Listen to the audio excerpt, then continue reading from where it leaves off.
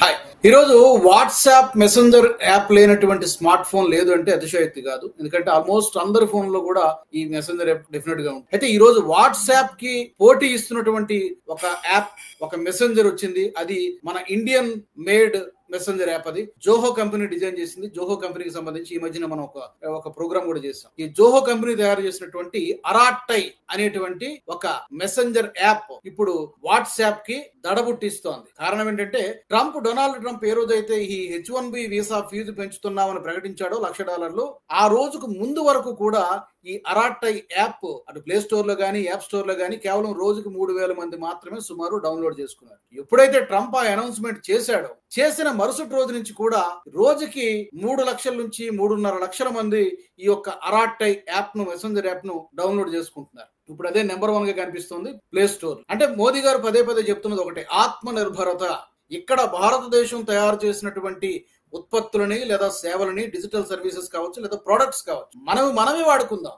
ఎందుకు ఆల్టర్నేటివ్ ఉన్నప్పుడు, ప్రత్యామ్నాయం ఉన్నప్పుడు ఎందుకు మనం విదేశీ కంపెనీలపై ఆధారపడాలి? ఇప్పుడు వాట్సాప్ ఎవరు తయారు చేశారు?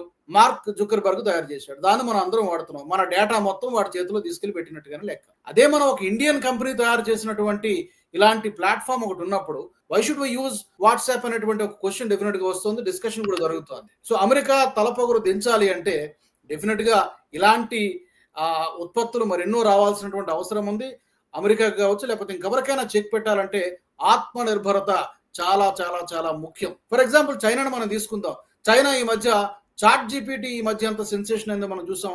వెంటనే చైనా వాడు చాట్ జీపీటీకి పోటీగా డీప్ సీక్ అనే దాన్ని ఒకటి పోటీకి దించాడు. ఈవెన్ చాలా ప్లాట్ఫామ్స్ ని, అమెరికా తయారు చేసినటువంటి ప్లాట్ఫామ్స్ ని, యూట్యూబ్ కానీ కొన్ని యాహూ, జీమెయిల్ లాంటి యాప్స్ ని చైనా వాడుకోదు. ఎందుకంటే వాళ్ళకంటూ సొంతంగా కొన్ని ప్లాట్ఫామ్స్ ని చైనా బిల్డ్ చేసుకుంది. అదే తరహాలో భారత్ కూడా తయారు కావాలంటే ఇలాంటి మరెన్నో services, products, Indian made services ని మనం ప్రజలుగా మనం ఉపయోగిస్తే అప్పుడు ఆ తయారు చేసినటువంటి కంపెనీలకు మరింత ప్రోత్సాహం లభిస్తుంది.